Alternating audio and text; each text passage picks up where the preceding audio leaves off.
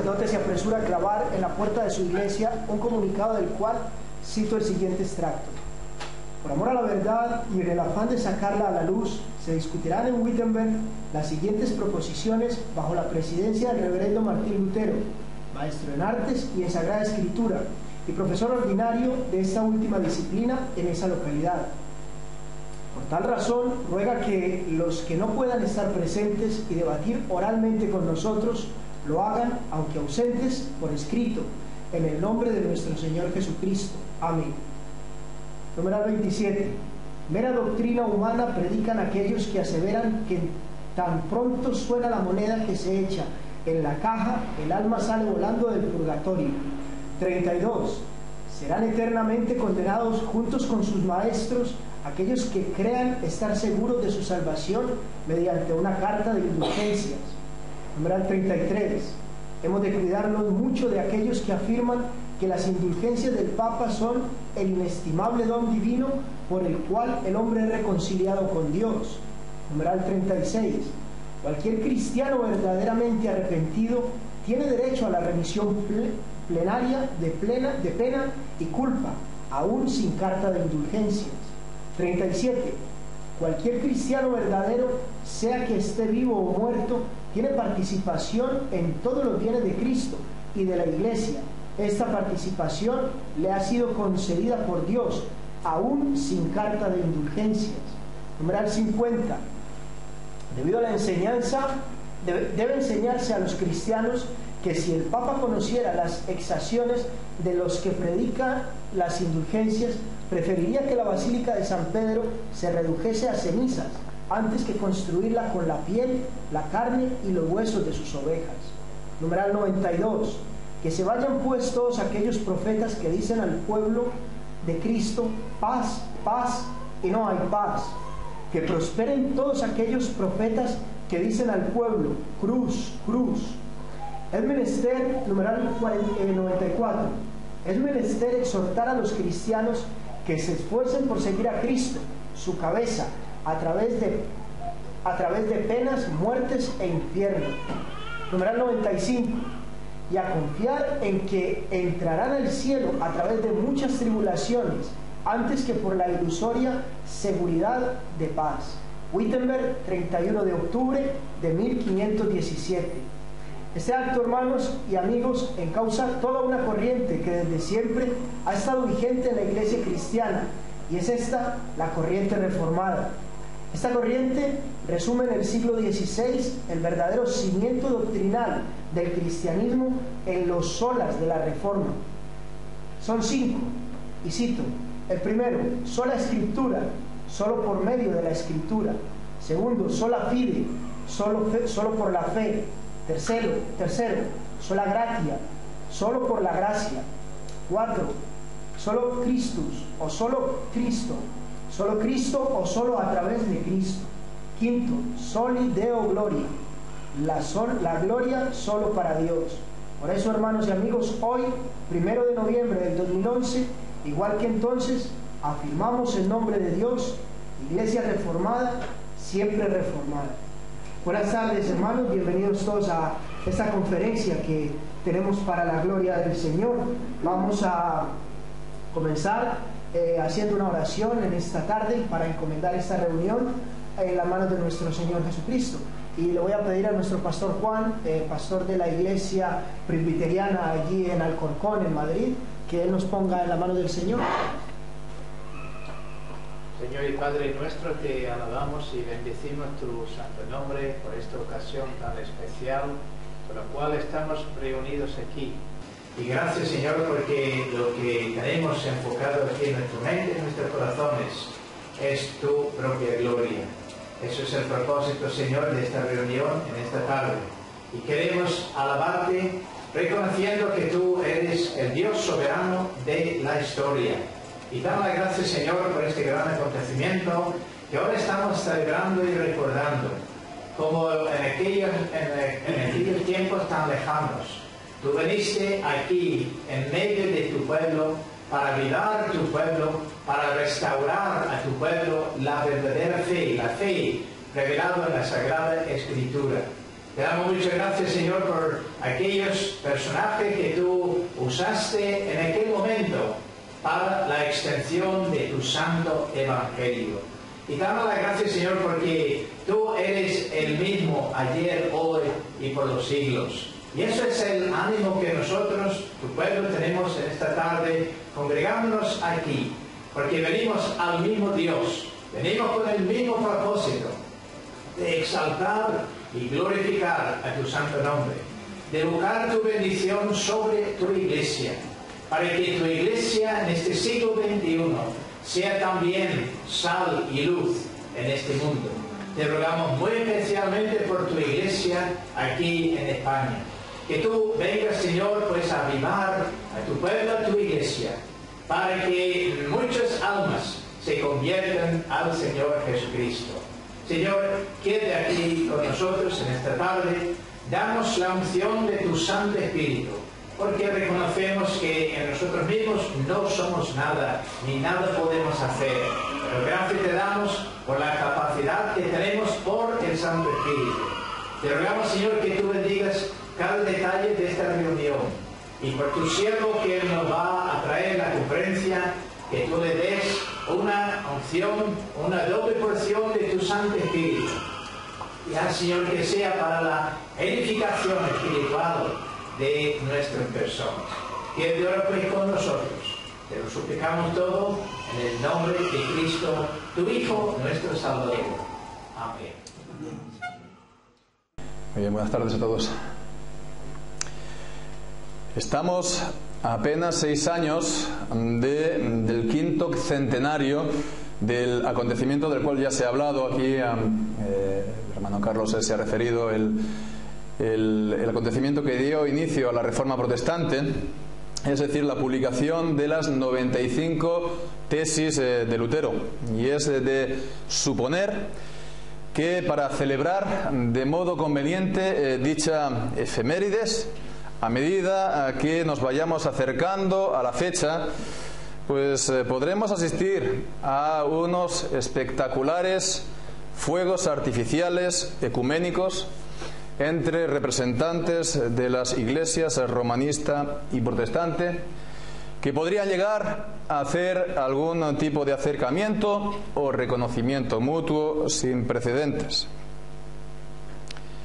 Y cuando hablo de estos más que previsibles actos de confraternización ecuménica, no me estoy refiriendo solamente a las iglesias del llamado protestantismo histórico, es decir, las grandes iglesias protestantes nacionales, nacidas de la Reforma y que a lo largo del tiempo han caído presas del liberalismo protestante, del pluralismo religioso, sino también del protestantismo evangélico, el que es mayoritario tanto en España como en los países de Sudamérica.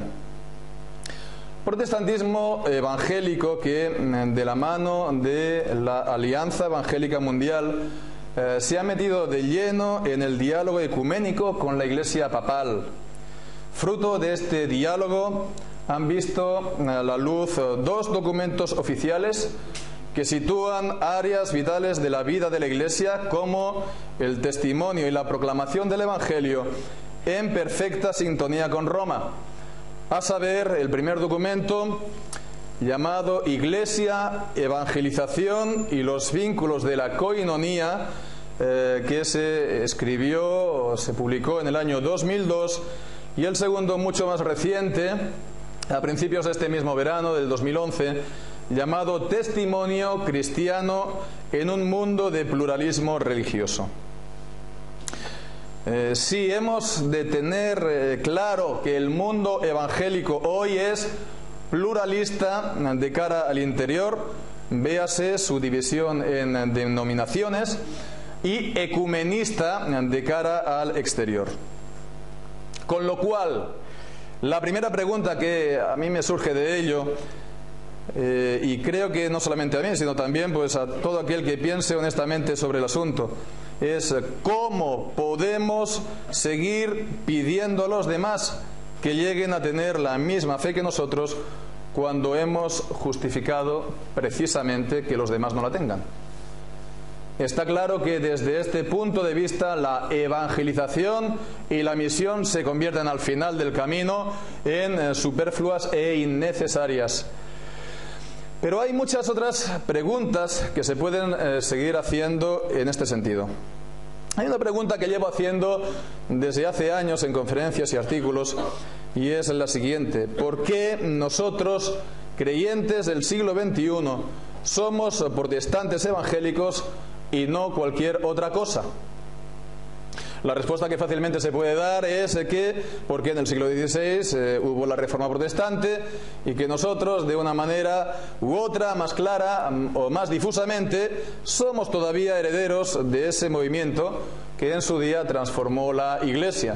Bien, pues entonces, teniendo en cuenta todos estos recientes posicionamientos ecumenistas del mundo evangélico, la gran pregunta es si la Reforma del siglo XVI fue un hecho que nosotros hoy podríamos no solo justificar, sino incluso también estaríamos dispuestos a repetir.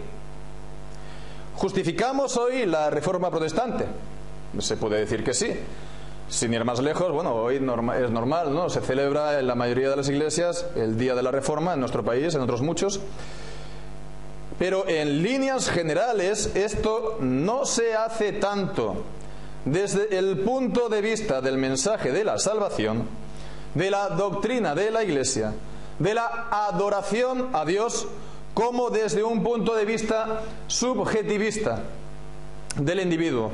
Es decir, la Reforma Protestante es vista muchas veces, y creo que estarán de acuerdo conmigo, les sonará, está vista muchas veces, si no la mayoría de las veces, como la reivindicación de la conciencia individual del creyente, simbolizada por Lutero, ante los dogmatismos de la Iglesia institucional de su tiempo.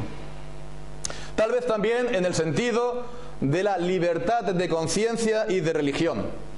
En este sentido, que es el discurso tradicional del liberalismo protestante y que los evangélicos también pues lo hemos tomado como propio, sí que estamos dispuestos a justificar la Reforma Protestante, y lo hacemos, y no me invento nada.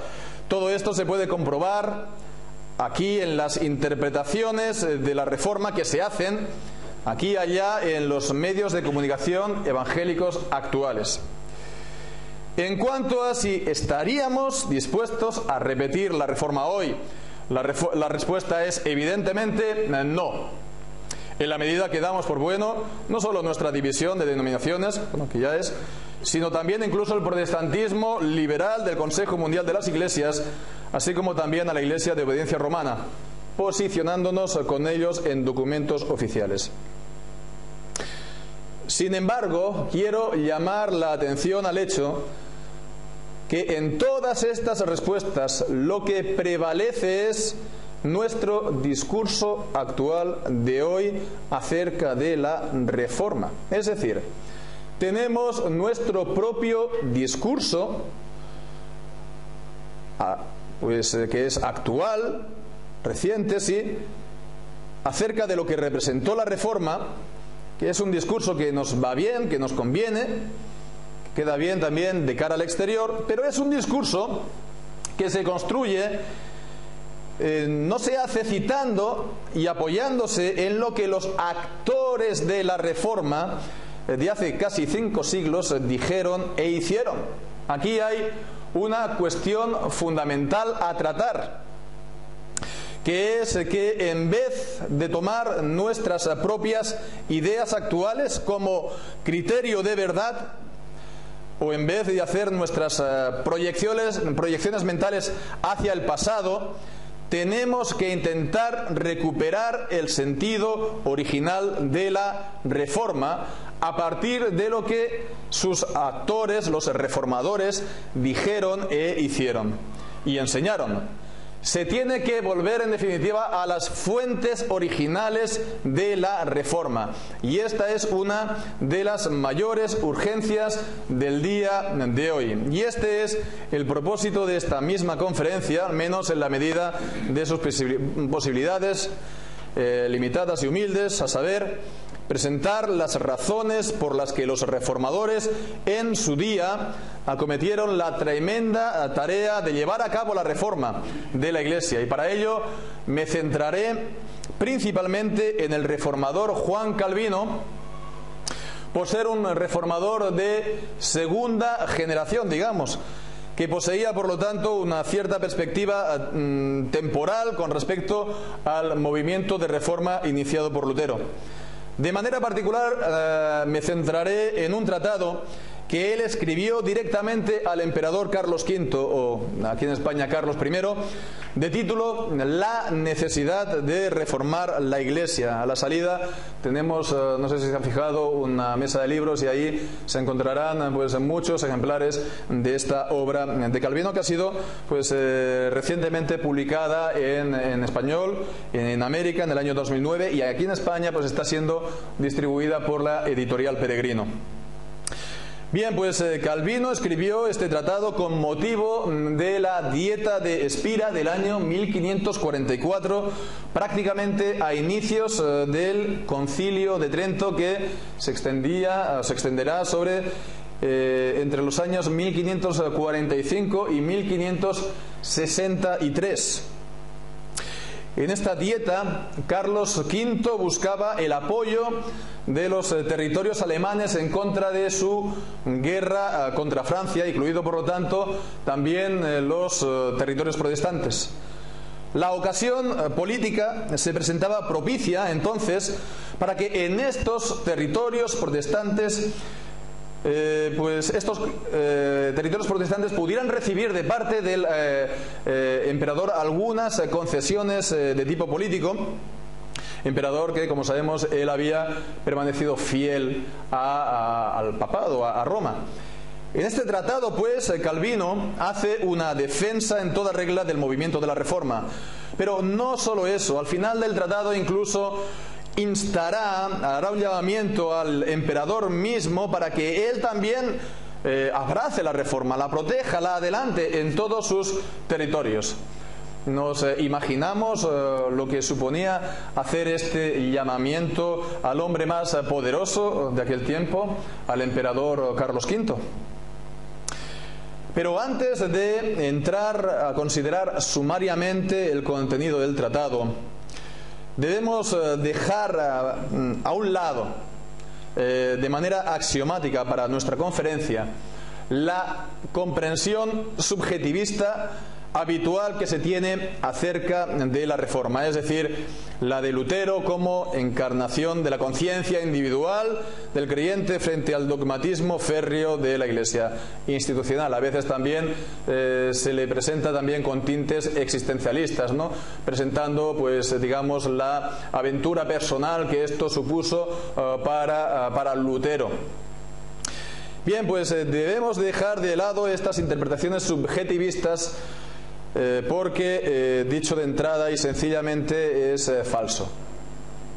Lutero no inició la Reforma para liberarse del yugo dogmático de la Iglesia como tal.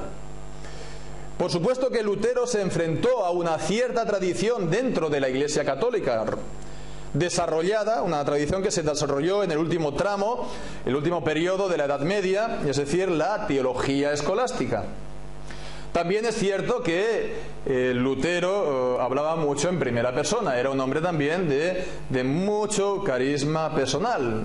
Es lógico, quiero decir, no hubiera podido él emprender ninguna reforma en la Iglesia sin este carisma personal. Pero la preocupación principal de Lutero, ¿cuál era? La preocupación principal de Lutero no estaba tanto en su persona como en el mensaje de la salvación, la proclamación del Evangelio por parte de la Iglesia. Se trataba de un mensaje objetivo de la palabra de Dios, que debía ser recibido por la gente, debía ser creído por la gente como mensaje de la palabra de Dios. Prueba evidente de ello es cómo Lutero finalizó su tratado de polémica con Erasmo de Róterdam, el tratado llamado, conocido a veces, el Tratado de la Voluntad Sometida, o también el Siervo Albedrío. Entonces Lutero recriminaba a Erasmo su falta de afirmaciones claras en materia de fe, de aserciones, como las llamaba Lutero, al hablar de la enseñanza de la palabra. Entonces, cito Lutero, le dice al final de este tratado: y no es difícil suponer que, puesto que eres un hombre, tú hayas podido no comprender correctamente, ni observar con suficiente cuidado las Escrituras o las palabras de los padres bajo cuya dirección crees haber alcanzado el objetivo. De esto nos damos suficientemente cuenta cuando escribes que no escribes nada por aserción, sino que, comillas, haciendo comparaciones. No escribe así el que ve el fondo del asunto y quien lo comprende correctamente. En cuanto a mí, con este libro, dice, yo no he hecho comparaciones, sino que he sostenido y sostengo por aserción. Y dice, y no quiero dejar el juicio a nadie, sino me esfuerzo por persuadir a que asientan. Lutero era un doctor de teología, era un doctor en la Iglesia. Entonces él sabía que una de las potestades de la Iglesia, de sus atribuciones, era también la de definir enseñanzas de la palabra de Dios. Su intención al clavar las 95 tesis era la de, y lo hemos escuchado, iniciar un debate teológico acerca de las prácticas introducidas en la Iglesia medieval. No habían estado siempre en la Iglesia, habían sido introducidas en el último tramo, digamos, la Iglesia medieval, en particular pues las indulgencias, y también acerca de todas las doctrinas que estaban en relación con ellas, por supuesto. Cuando la polémica con Lutero fue en aumento, Lutero hizo reiterados llamamientos para la celebración de un concilio de la Iglesia en el que se trataran debidamente todos estos asuntos y en el que ambos partidos estuvieran debidamente representados. Y en vez de llevarlo a cabo, entonces el Papa de Roma procedió a excomulgarlo directamente. El concilio solicitado por Lutero se celebraría finalmente, sí, pero 34 años después de su excomunión, de la excomunión de Lutero, sin que Lutero y sus seguidores pudieran estar presentes en él.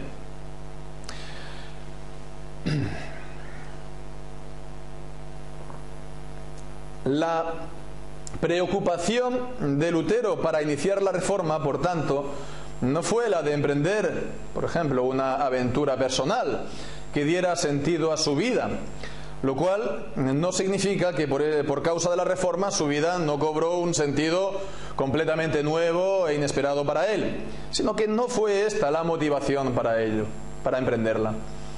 Ni tampoco liberarse del yugo dogmático como tal, porque él pues quería definir, que la Iglesia definiera verdaderamente las doctrinas acerca de la salvación, que no estaban expuestas con claridad. Lo mismo entonces puede ser dicho acerca de Calvino. Si leemos los capítulos del libro cuarto de su obra magna, La institución de la religión cristiana, que este libro cuarto se corresponde a las doctrinas de la Iglesia, lo que se conoce como eclesiología. Entonces, si las leemos, nos daremos cuenta rápidamente que la preocupación principal de la reforma, su principal preocupación, la de Calvino, era la reforma de la Iglesia, del cuerpo de la Iglesia como tal. Entonces, en el libro cuarto, por ejemplo, en el capítulo 11º, Calvino describe esta reforma de manera resumida como la tarea de, comillas, destruir el reino del anticristo, es decir, liberar a la Iglesia del dominio del Papa, continúo, y levantar otra vez el verdadero reino de Cristo, lo cual significaba para él volver a, como él también en otras veces llama en la misma institución, la edad de oro de la Iglesia, que era la edad antigua. La Iglesia de los siglos IV y V y de los primeros grandes concilios ecuménicos a partir del de Nicea en el año 325 después de Cristo. De esta manera, en su carta de respuesta al cardenal Sadoleto, Calvino podía afirmar, y cito: «Sabes muy bien que estamos más de acuerdo con la antigüedad que vosotros, y además no pedimos otra cosa sino que esta antigua faz de la Iglesia pueda ser por fin restaurada y renovada por entero». Por tanto, la Reforma no se concebía a sí misma como una modernidad o como una innovación en la Iglesia. Más bien, los reformadores llamaban a una vuelta a su estado original. Y desde este punto de vista, la novedad que había llegado a producirse en la Iglesia había sido en realidad el surgimiento de un nuevo concepto del papado, gracias a la acumulación cada vez mayor de prerrogativas del obispo de Roma durante todo el periodo de la Edad Media. Todo esto es de una importancia vital para entender la necesidad de operar una reforma en la Iglesia. La preocupación eclesial era algo central para los reformadores, no así con nosotros. ¿Por qué no hay reforma hoy? ¿Por qué no estamos interesados en la reforma? Pues en gran parte porque no vemos la necesidad de reformar la Iglesia. Para nosotros es algo, digamos, completamente secundario. Pero en la mente de los reformadores no se podía disociar, como en la mayoría de las veces hacemos nosotros, evangélicos del siglo XXI, entre por un lado el mensaje de la salvación y por otro la Iglesia institucional, es decir, la Iglesia visible. Porque por una parte el mensaje del Evangelio es lo que da forma a la Iglesia, es decir, lo vemos claramente, predicamos el Evangelio y entonces hay gente pues, que es convertida y entonces es salva. Entonces somos convertidos y salvos por medio de la predicación del Evangelio. Pero por otra parte también es que es la Iglesia la que tiene que proclamar este mensaje de salvación. Así que las dos cosas están unidas, no disociadas. Y entonces la definición de la doctrina de la justificación por la fe y las demás doctrinas relacionadas, entonces el mensaje que tenemos que proclamar, demandaba y traía consigo también una reforma análoga en la Iglesia institucional visible. Bien, pues hecha esta aclaración inicial, podemos pasar ahora a tratar el contenido del tratado, la necesidad de reformar la Iglesia de Juan Calvino. Como nos podemos imaginar, escribir un tratado de defensa de la reforma evangélica dirigida al emperador no es un asunto baladí. Si alguna posibilidad de éxito podía tener este tratado, esta residía, además, por supuesto, de que Dios bendijera su lectura, estaba entonces en el hecho de que Calvino se expresara no de una manera confusa y vaga, sino con una total claridad de ideas. De esta manera, la idea principal de este tratado, nos la encontramos en la introducción misma de la obra. En ella, Calvino quiere responder a los que acusaban a los reformadores de haber iniciado algo que no tenían derecho a hacer. Escuchando las siguientes palabras de Calvino comprenderemos este punto perfectamente.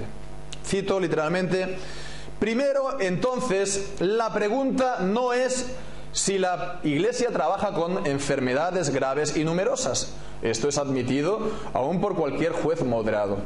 Sino si las enfermedades son de un tipo que ya no admite ser más demorada. Y en cuanto a que, por consiguiente, no es útil ni apropiado aguardar resultados de remedios lentos.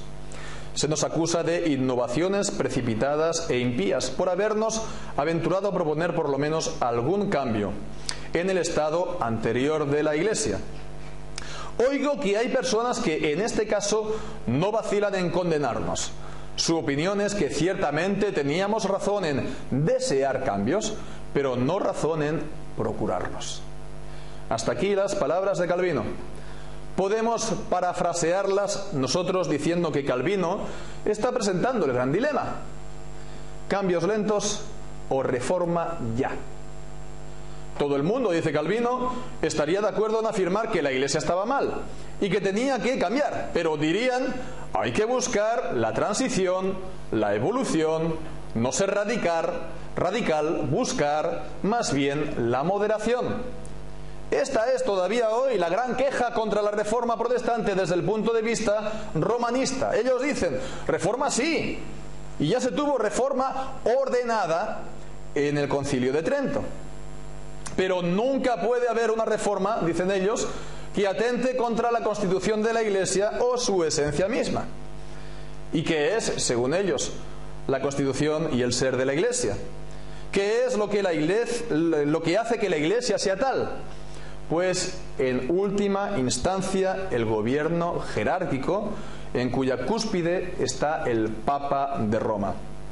Una reforma sin su visto bueno es para ellos inaceptable, y aquí está en el fondo la clave del asunto. Nosotros, como protestantes, no damos en principio validez alguna a estas pretensiones absolutistas del papado de Roma. No tienen base en la Escritura y tampoco se sostienen a la luz de la historia. Pero puestas estas acusaciones en el contexto de su época, son de una gravedad extraordinaria. Según ellas, no tenían que haber buscado la reforma, los reformadores, sino haber buscado la reforma, el cambio gradual, una reforma guiada por el Papa. Y de ser cierta esta acusación, los reformadores tendrían que ser vistos ayer y hoy como unos exaltados radicales peligrosos, y su obra, por lo tanto, debería ser desechada como cismática. Bien, pues ¿cuál fue la respuesta de Calvino? Sencillamente pedir que tales personas que hacen estas acusaciones, dice él, suspendan su juicio hasta que yo haya mostrado que los hechos que en nada nos hemos precipitado. No hemos procurado nada temerariamente, nada ajeno a nuestro deber. De hecho, nada hemos emprendido hasta vernos obligado por la más suprema necesidad. La más suprema necesidad. El tratado quiere demostrar precisamente esto. Para hacerlo, expondrá 3 puntos principales que serán los 3 capítulos del libro. Primero, mostrando la necesidad real que había de reforma. Segundo, exponiendo los remedios que la reforma dio a tales males. En tercer y último lugar, Calvino dará respuesta a la pregunta fundamental de por qué no se podía esperar, sino que se había procedido a una reforma inmediata. Comienza así Calvino exponiendo los males de la Iglesia, primeramente en el área de la adoración. Calvino procede por distintas áreas, distintos terrenos, y comienza por el de la adoración. Es muy interesante, dicho sea de paso, notar el orden, pues él sitúa la adoración a Dios por delante de los males en materia, por ejemplo, de doctrina de la salvación.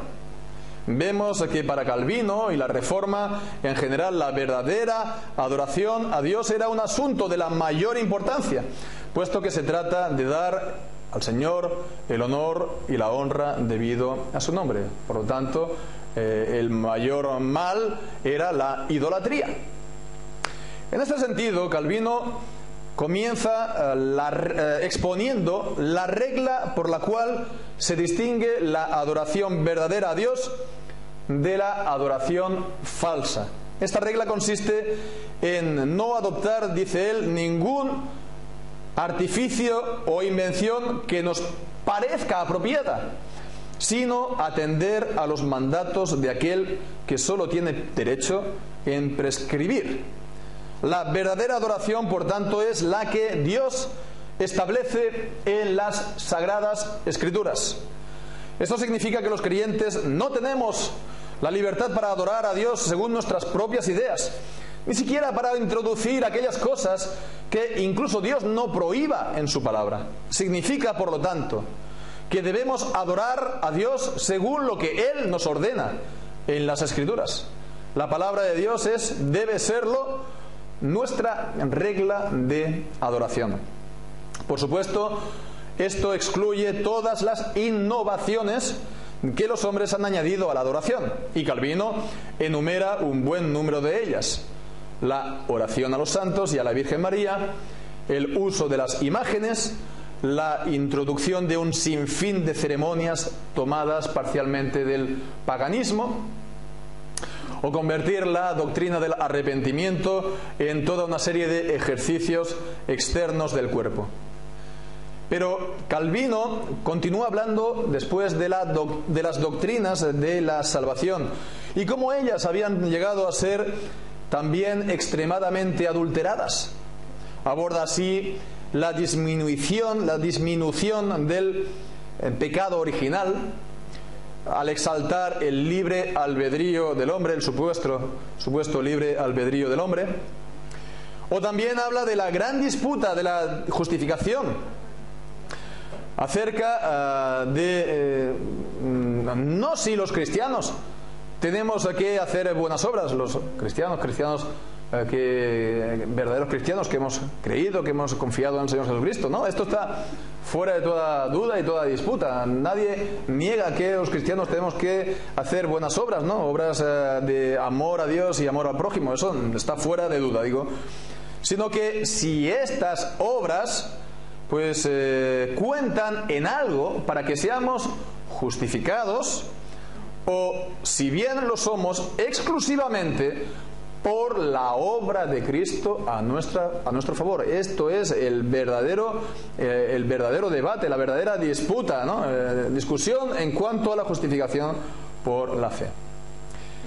Después también Calvino habla de cómo se había perdido el sentido de la seguridad de la fe o la seguridad de la salvación en el creyente, lo que le hacía estar en un estado de permanente incertidumbre en cuanto a la obra de la gracia de Dios en él.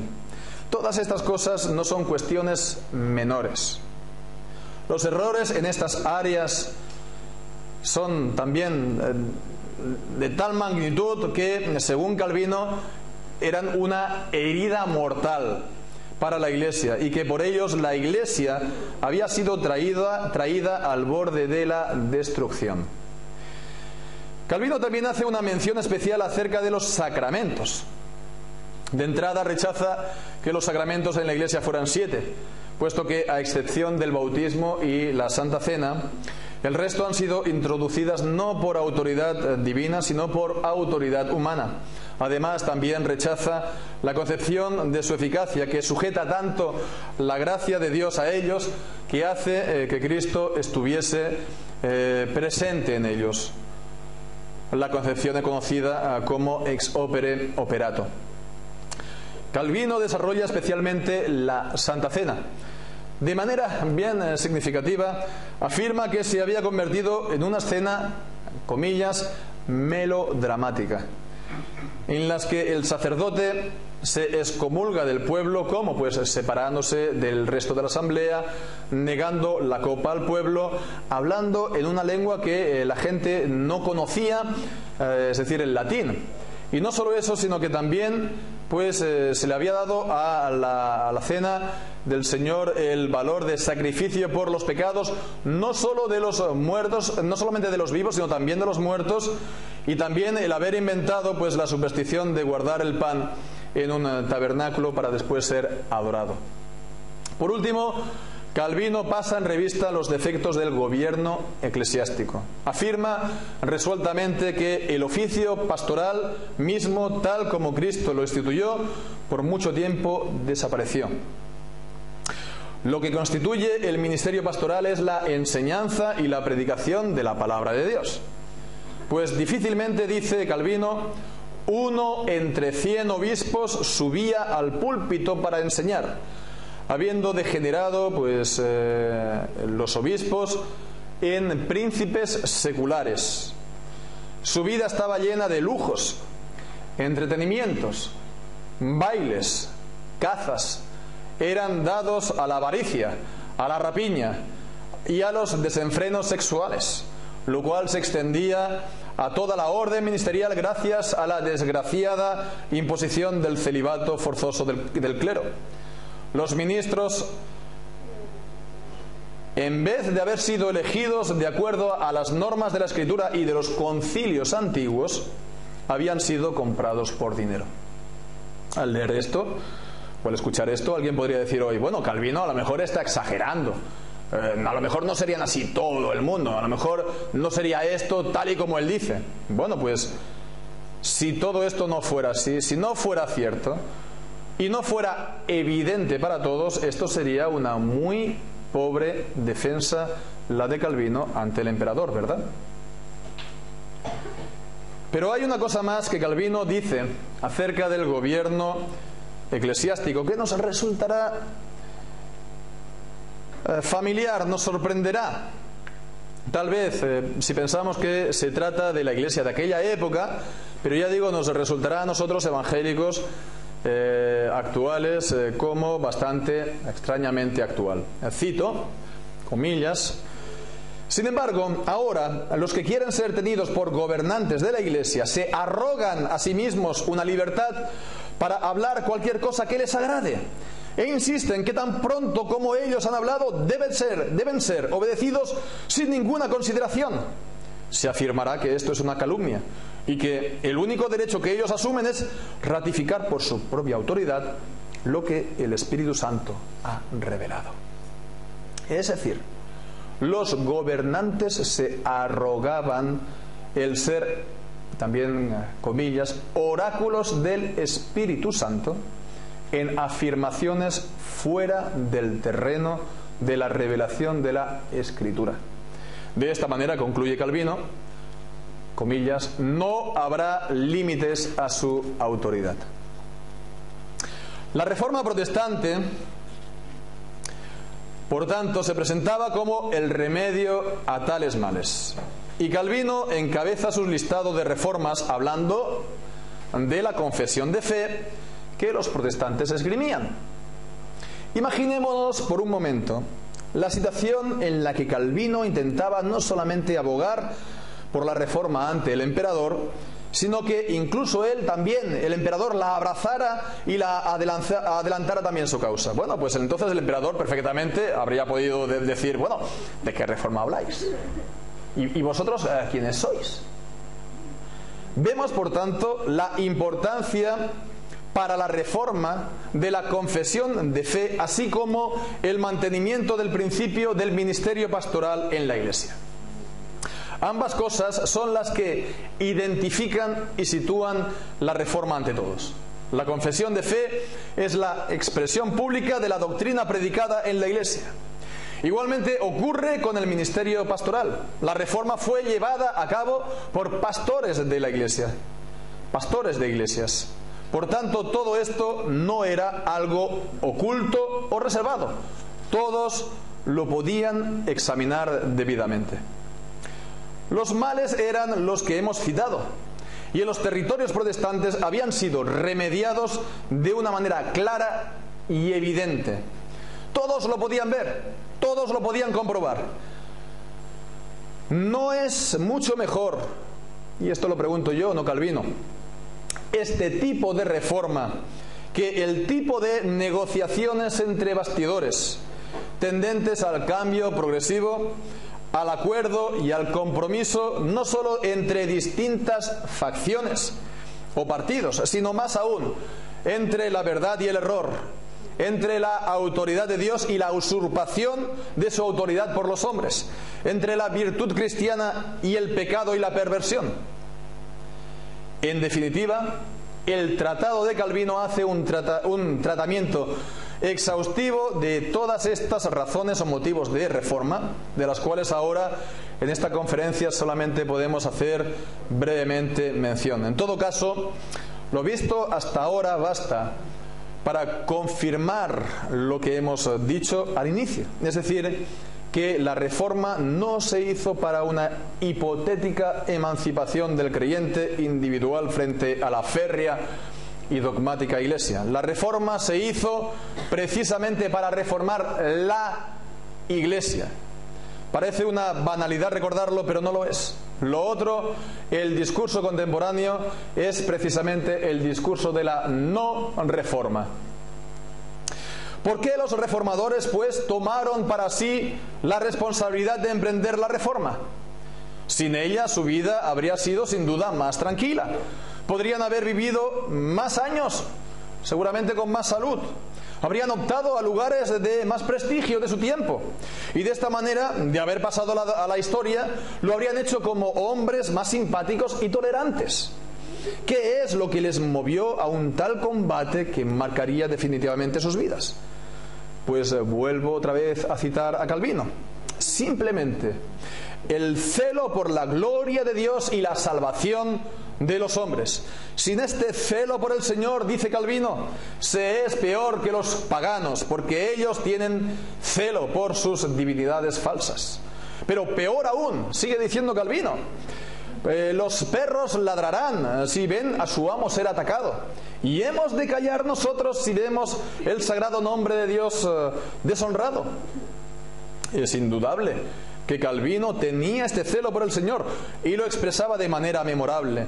Cito sus palabras, comillas: hay algo engañoso en el nombre de moderación, y la tolerancia es una cualidad que tiene una apariencia justa y parece digna de elogio, pero la regla que debemos observar en todo lo que está en juego es esta: nunca soportar con paciencia que el nombre sagrado de Dios sea atacado con blasfemias impías, que su verdad eterna sea suprimida por las mentiras del diablo, que Cristo sea insultado, sus misterios sacrosantos contaminados, las infelices almas cruelmente destruidas y la Iglesia se retuerza en agonía bajo los efectos de una herida mortal. Esto sería no mansedumbre, sino una indiferencia sobre cosas a las cuales todas las demás deberían posponerse. El tratado de Calvino se acercaba a su fin, pero Calvino no podía finalizarlo sin antes dar respuesta a una grave acusación, una de las principales que se puede hacer a la Reforma, que es la siguiente: por el hecho mismo de emprender una reforma se rompe la unidad de la Iglesia. Dicho de otra manera, no tenían que haber hecho la reforma de la Iglesia para guardar su unidad. ¿Cuál fue la respuesta de Calvino a esto?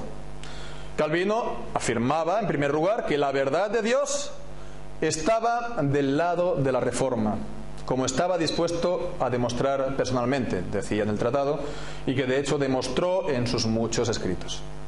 Si la verdad de Dios estaba de su lado, pues también lo estaba la Iglesia verdadera de Dios.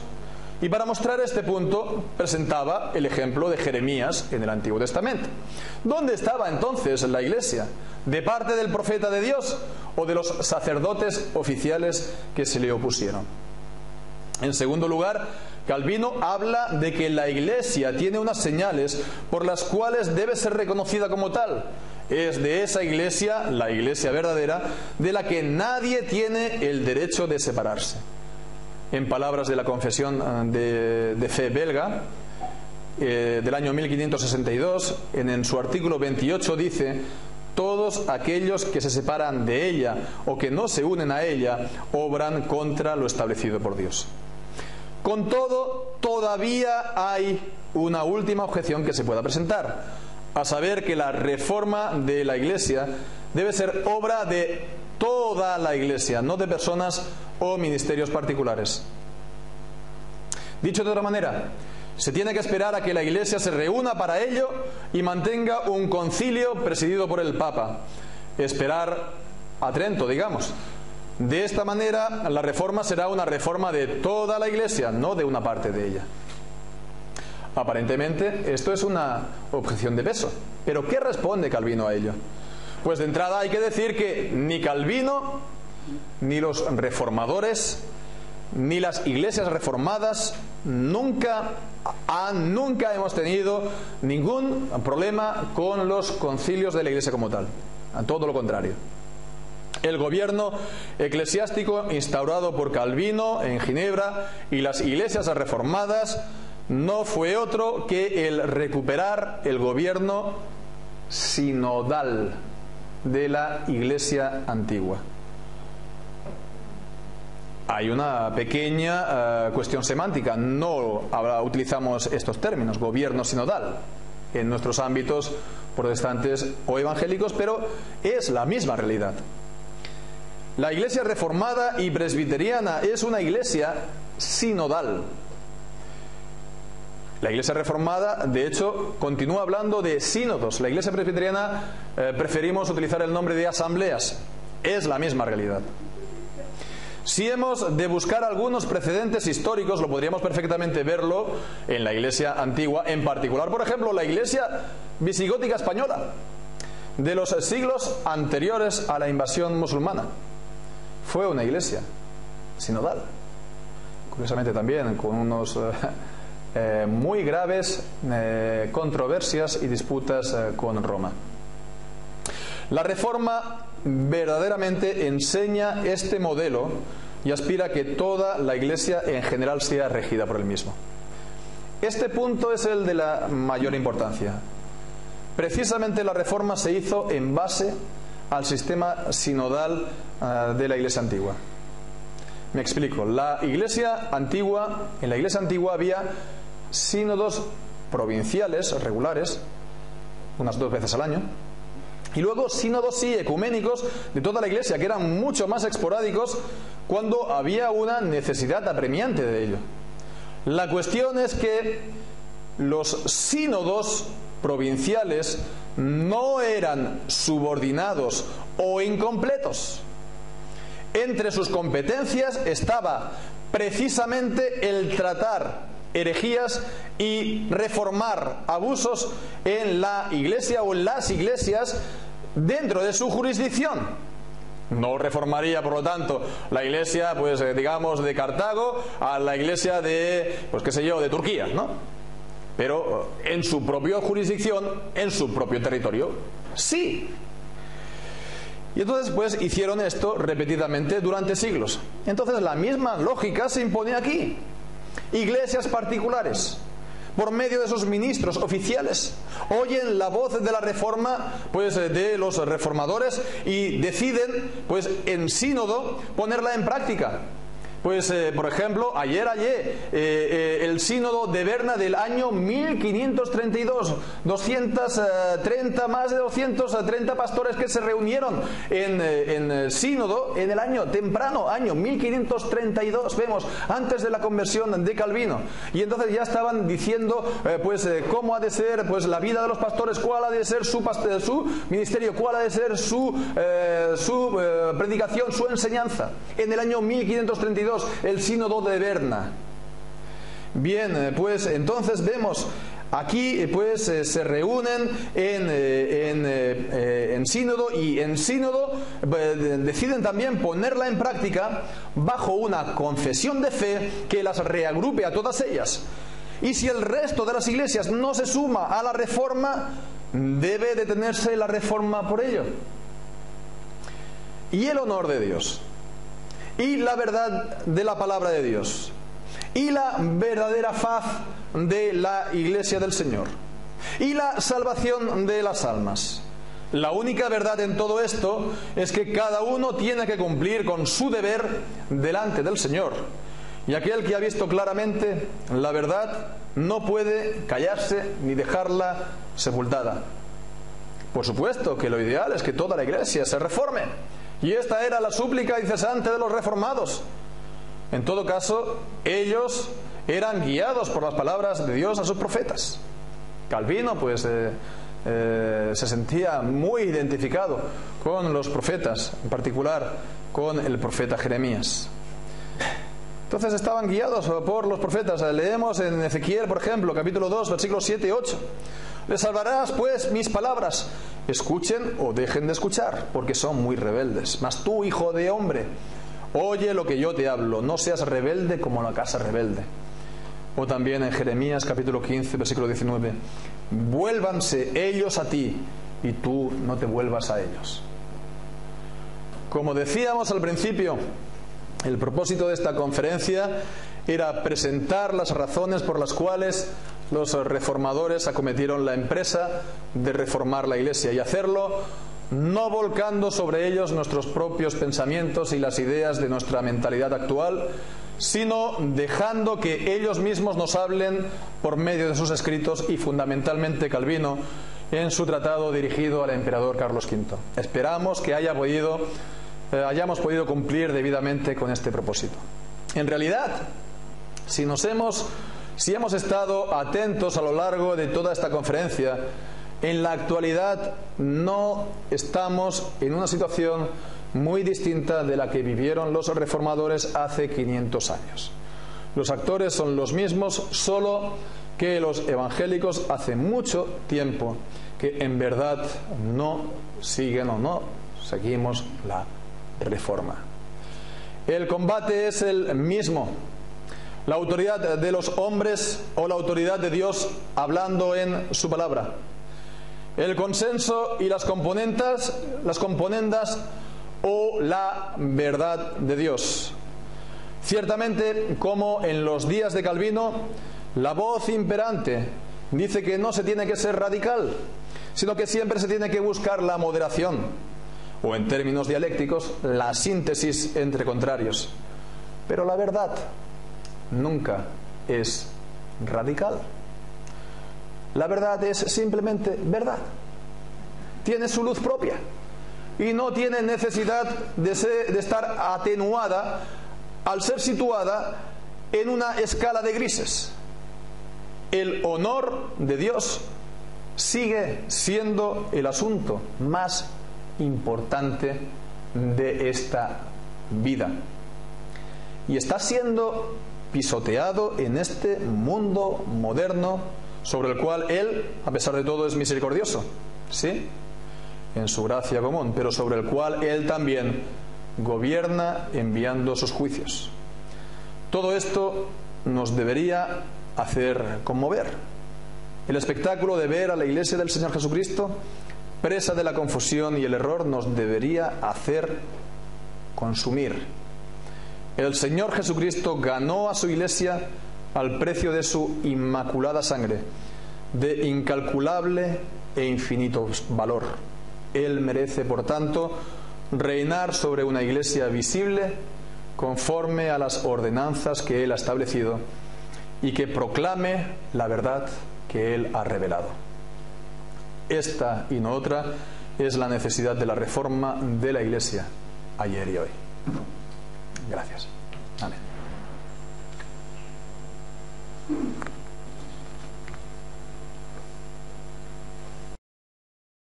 Gracias, pastor. Seguidamente vamos a tener un tiempo de ruegos, preguntas, cuestionamientos, dudas. Así que... perdón. Bueno, primero vamos a pasar un vídeo y luego vamos a tener este tiempo de preguntas. Así que ir pensando las preguntas mientras vemos el vídeo, ¿vale?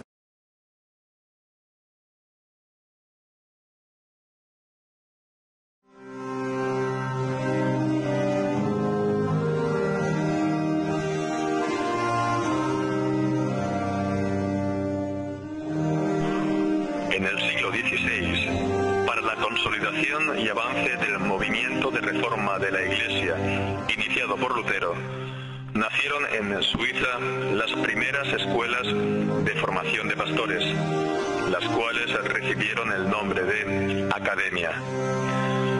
En el año 1537 se fundó la Academia de Lausana, que tendría el liderazgo destacado de hombres como Pierre Viret o Teodoro de Beza. Esta Academia de Lausana estuvo en funcionamiento durante 20 años. Posteriormente, en 1559, el reformador Juan Calvino fundó la célebre Academia de Ginebra.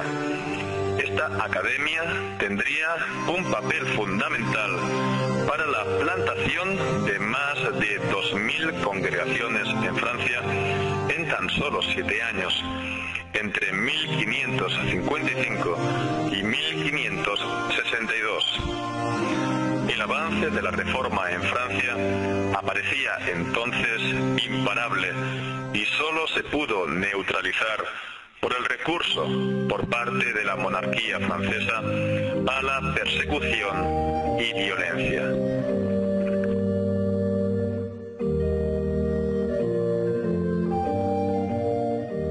La Reforma no solamente ha llegado a ser neutralizada en Francia, sino también en otros países en los cuales ella se triunfó, y ha llegado a ser neutralizada por un enemigo mucho peor que la persecución o la violencia, a saber, la incredulidad, el racionalismo, la pérdida del mensaje del Evangelio, y en una sola palabra, el liberalismo protestante.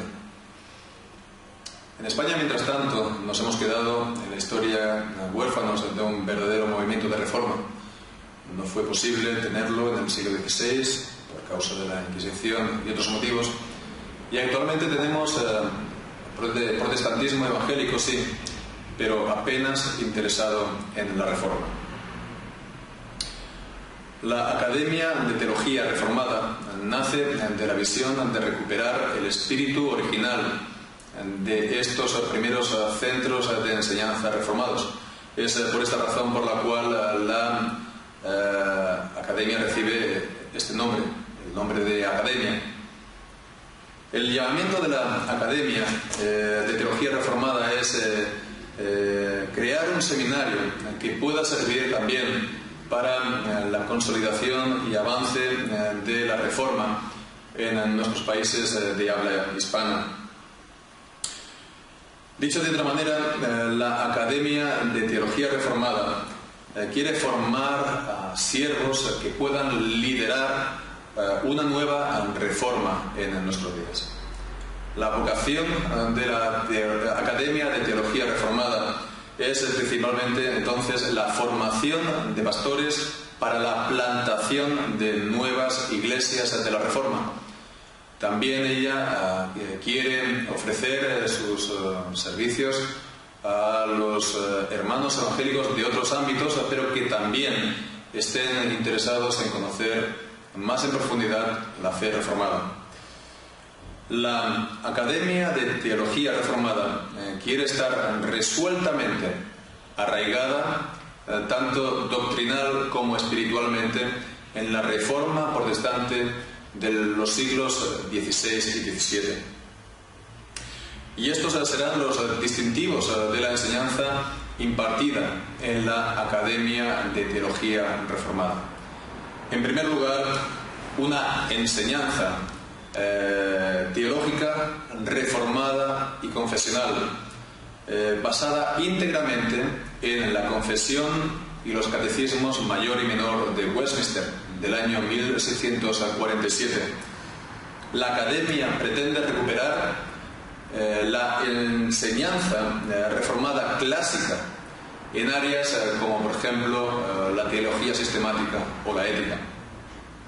En segundo lugar, la Academia también quiere hacer un fuerte hincapié en las lenguas bíblicas, el hebreo y el griego, de manera que los estudiantes, al acabar el ciclo de estudios, hayan podido alcanzar un nivel de excelencia en el conocimiento y en el empleo de las mismas para el propio ministerio. Y en tercer y último lugar, también la Academia quiere hacer un fuerte hincapié en todas las materias de preparación para el ministerio, la conocida como teología práctica, con un fuerte acento entonces en la evangelización y la implantación de nuevas iglesias reformadas. Es por esta última razón por la cual la Academia de Teología Reformada quiere establecer un plan de estudios, digamos, a dos niveles. El primero sería para los candidatos al ministerio pastoral, que sería el que obtendría el título de licenciatura en teología, y un segundo nivel que sería destinado a aquellos creyentes que estén interesados en conocer algunas áreas, algunas materias en particular de los estudios. Por último, queremos decir que la Academia de Teología Reformada nace con la resolución de servir al Señor con sus capacidades. Nuestro mayor anhelo es poder llegar a construir un centro de enseñanza que se pueda equiparar en el nivel de estudios a los centros de enseñanza más importantes, reformados, profesionales existentes en la actualidad, y por lo tanto que pueda también ofrecer un nivel de estudios de posgrado. Pero somos conscientes de que acabamos de empezar y nos queda todavía un camino que recorrer para conseguirlo. Queremos proponeros el que lo hagamos juntos, que crezcamos juntos en el servicio del Señor, porque estamos convencidos que el Señor no solamente puede hacer posible, puede hacer realidad este seminario que deseamos, sino más aún, estamos convencidos de que el Dios Todopoderoso, el Dios Omnipotente, es también capaz de hacer que venga en esta generación, en este tiempo, la reforma que no tuvimos, que esperamos pues, tenerla y poderla ver. Pues quiera Dios que así sea. Story de gloria.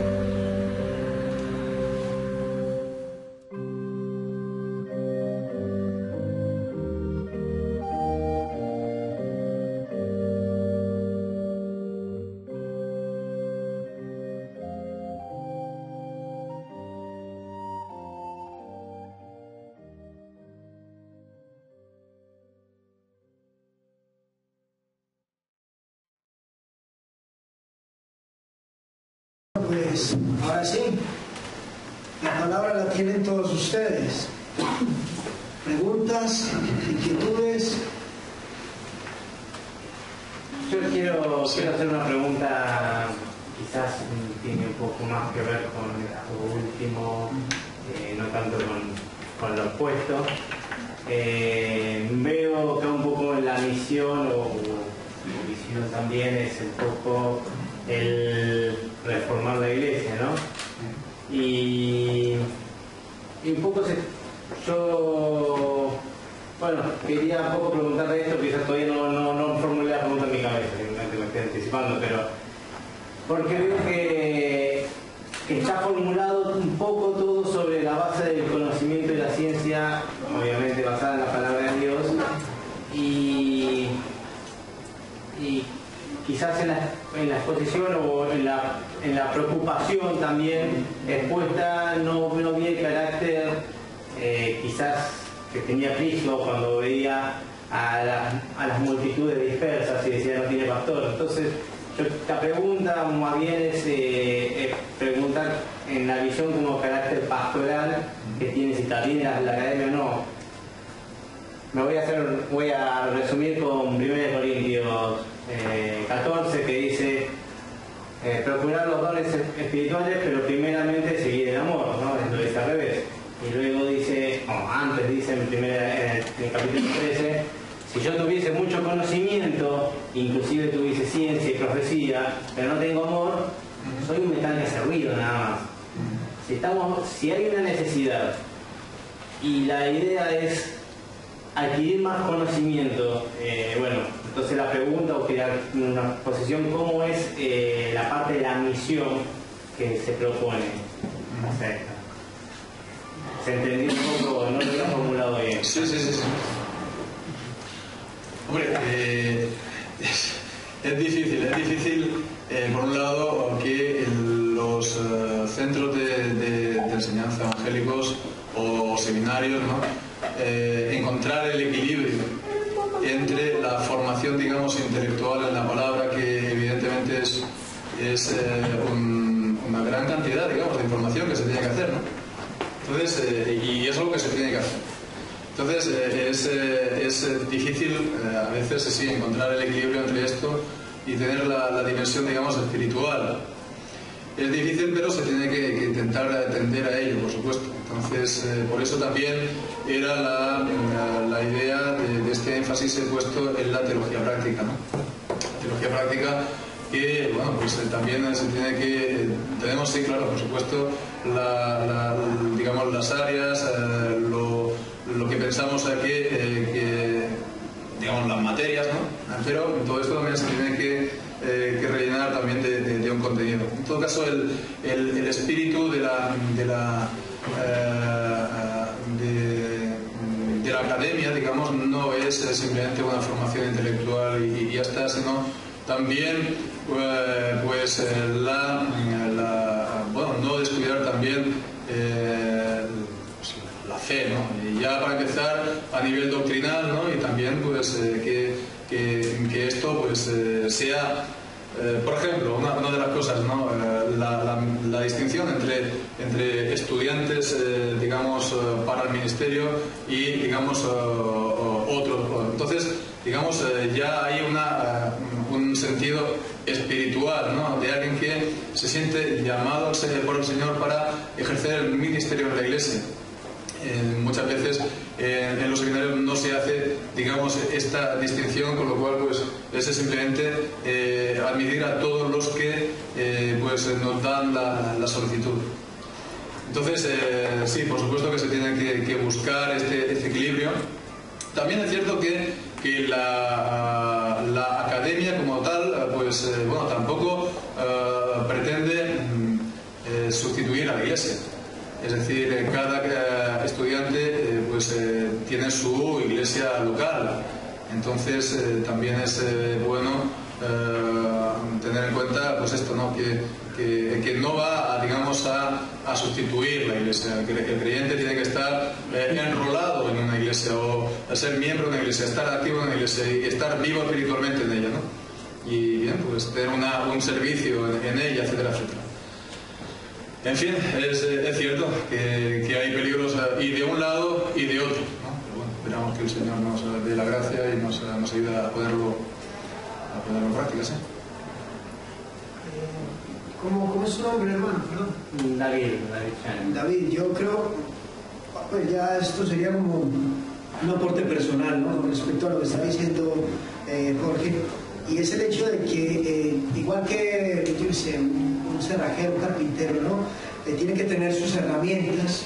El pastor, el hombre de Dios, también tiene que tener unas buenas herramientas. Y las herramientas que tiene el hombre de Dios, pues, tienen que partir por una herramienta intelectual como tal. Porque si nos damos cuenta, la predicación del Evangelio demanda mucho de lo que es el tema intelectual. Ahora bien, el uso que le dé a estas herramientas es donde viene en realidad la parte espiritual y lo que viene ya el poder del Espíritu Santo. Porque si el predicador solamente se dedica a una formación intelectual y quiere llevar una formación intelectual a una congregación, obviamente va a tener un problema. Pero si este predicador está llamado como tal por el Señor a este servicio, obviamente va a saberle dar forma a todo esto para poder comunicarlo el amor a su congregación y poderlo llevar a la práctica como tal en su ministerio. O sea, que más o menos sería así, ¿no?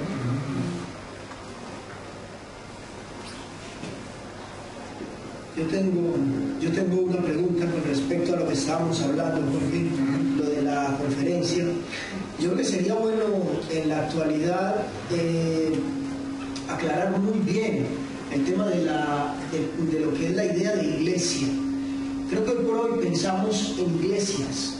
En la actualidad pensamos en iglesia. La iglesia de Miranda, la iglesia de Cortijo, la iglesia de Bilbao, en fin, pero no tenemos la concepción clara de la iglesia como un ente propio, como algo unido como tal. Teniendo en cuenta esto, ¿cómo podemos nosotros reformar la iglesia actual si la idea que tenemos de ella no es una idea unificada? Lo digo porque a la luz de lo que hemos visto en toda la exposición suya ahora, hemos visto que obviamente la idea de ellos era reformar la iglesia, pero en aquel entonces solo había una. Hoy por hoy en el mundo protestante tenemos una una cantidad de iglesias tremendas. ¿Y cómo podemos transmitir la necesidad de la iglesia de Cristo real, de poder llevar reforma a toda esta mare magnum de iglesias que tenemos? Creo que es difícil, por así decirlo,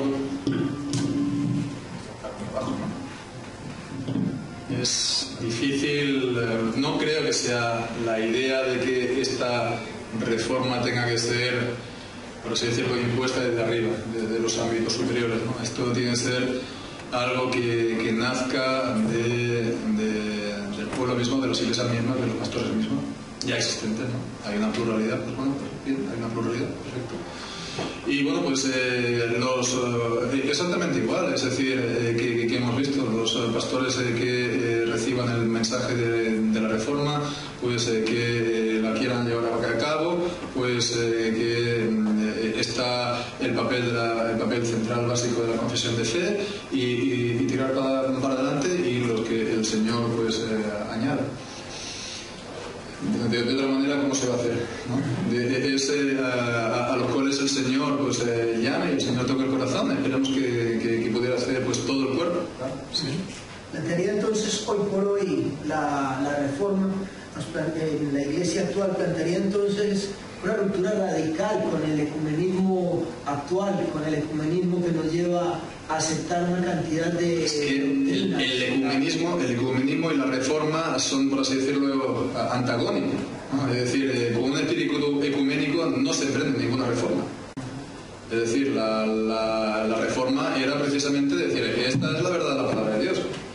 Esto que estáis haciendo es una perversión. Es decir, el ecumenismo y la reforma son antagónicos. Entonces, pues sí, pero bueno, el ecumenismo aquí en el mundo evangélico es, por lo menos en el español, es de data reciente. Sí.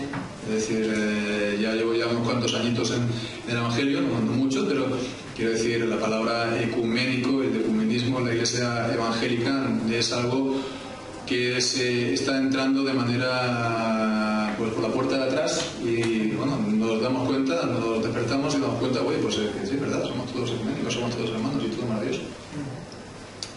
No. Sí. Es cierto de que estamos digamos así, que se defiende la reforma por la eliminación de las herejías, ¿no? Que se van añadiendo a partir de los años, ¿no? Porque, por ejemplo, la Iglesia Católica lo que le ocurrió es que fue avanzando, fue evolucionando de tal manera que hasta el ser un obispo era como un cargo público en el que la gente pagaba y se hacía obispo, ¿no? Entonces, más adelante, ya en el ámbito en el que nos encontramos hoy, yo considero que también es válido este defensa de la reforma, porque incluso dentro de la iglesia evangélica de todos los tipos de denominaciones, incluso está empezando a surgir esas herejías que muchas veces también estamos diciendo que pasaba a la iglesia católica, porque también en la iglesia evangélica están surgiendo, ¿no? Yo vengo en contexto pentecostal, pero sí que veo la unidad y la identidad con buscar la pureza de lo que es la verdad de la palabra, ¿no? Entonces, ¿de qué manera se puede luchar con buscar la pureza a través de lo que estás exponiendo en estos cursos que estás hablando? ¿De qué manera podemos redirigir el pueblo evangélico, que yo considero que en unos 200 o 300 años, si sigue en esta línea, se podría convertir en una institución incluso igual que la Iglesia Católica? ¿Cómo? Pues volviendo a las fuentes. Primero, escritura. Volver a la escritura y hacer pues un tratamiento serio de la escritura. Y bien, pues, por un lado, vuelta a la escritura. Y después, bueno, evidentemente para nosotros los evangélicos la tradición no tiene el mismo valor normativo que para la Iglesia Católica Romana, aunque bueno, también se tendría que ver cuál es el valor normativo que tiene para la Iglesia Católica Romana la tradición. Pero bueno, también es cierto que nosotros los evangélicos o los que nos consideramos herederos de la Reforma, descendientes de la Reforma, pues también hemos de ver la enseñanza original de la Reforma. No que tenga, pues, ya digo, un valor igual, superior a la palabra de Dios, ¿no? Siempre tiene que estar subordinado a la palabra de Dios. Eso significa que, si es necesario, tiene que ser también reformado según qué puntos, ¿no? Si lo que dicen no está de acuerdo con la palabra de Dios. Pero sí que es por lo menos nuestra fuente original, ¿no? Es de donde provenimos. Y es vuelta así a las fuentes. Y esto también, pues, creo, el sentido original de la Reforma. Fue vuelta a las fuentes, vuelta a la Escritura, la autoridad soberana de la Escritura, pero también a una autoridad secundaria, se puede decir, de lo que dicen, pues, los distintos pastores aquí y allá, ¿no? De los padres, de los concilios, ¿no? Tenerlo en cuenta, ¿no? Entonces, no es de que nosotros estamos inventando la fe ahora en el siglo XXI. Es, digamos, tener en cuenta, pues, y la palabra, y también lo que otros hermanos a lo largo de los siglos de la Iglesia, sino reformarla desde dentro, ¿no? ¿Hasta qué punto hoy día uno puede permanecer en una iglesia intentando arrimar el hombro, intentando enderezar el camino de esa iglesia, si ve que la iglesia se está yendo, se está apartando de la Biblia, del camino que Dios ha establecido en su palabra? ¿Hasta qué punto tiene que permanecer dentro de la iglesia intentando reformarla o cortar con ella y buscar otra? Pues, los reformadores tenían una ventaja sobre el común de los mortales, de que eran pastores de la iglesia. Entonces ellos, pues, reformaron su iglesia, ¿no? Entonces ellos no se liberaron de la iglesia, no se pusieron a hacer aquí, pues, comunidades dentro de medio del campo, sino que la comunidad de la cual ellos procedían al ministerio la reformaron, ¿no? De acuerdo, pues a la palabra de Dios, también, pues, también imperfectamente, por supuesto, pero ellos cometieron esta reforma. Entonces, esto traspuesto a la situación del creyente, ¿no? ¿Hasta qué punto, entonces, pues, el querer mantener la unidad de la iglesia es loable, ¿no? Es mantener el vínculo de la paz, pues esto no hay ningún tipo de duda. No es la cuestión de estar movido por un espíritu cismático. Y de hecho la reforma no fue un cisma en el sentido de que ellos simplemente emprendieron una reforma bajo su jurisdicción, o sea que el resto no lo hizo. Entonces, es cierto, no hay que estar movido por este espíritu, digamos, a la menor de cambio, por la menor diferencia que yo tenga de opinión en lo que dice el pastor, pues el cojo, puerta, me voy. Una cosa es eso, y otra cosa es, pues, cuando ya la iglesia está perdiendo las señas de la iglesia. Las señas de la iglesia, que es eso, ¿no? La correcta, la predicación de la palabra de Dios, no pura, la verdad de la palabra de Dios, la correcta administración de los sacramentos, y después de 3, la correcta administración de la disciplina. Entonces, cuando vemos que se están diluyendo, pues hay que también hablar con los pastores o con los responsables, y si ves que esto no tiene remedio, o que estaba, como decía Calvino, bajo una herida mortal, pues sintiéndolo mucho, a paz nos llamó el Señor. Entonces, buscar una iglesia en la que sí estas señas estén presentes, y vemos, es un deber, ¿no? El estar en la iglesia del Señor Jesucristo. Si la iglesia en la que estás pierde las señales de la verdadera iglesia, pues tienes que ir a una iglesia en la que tenga estas señales.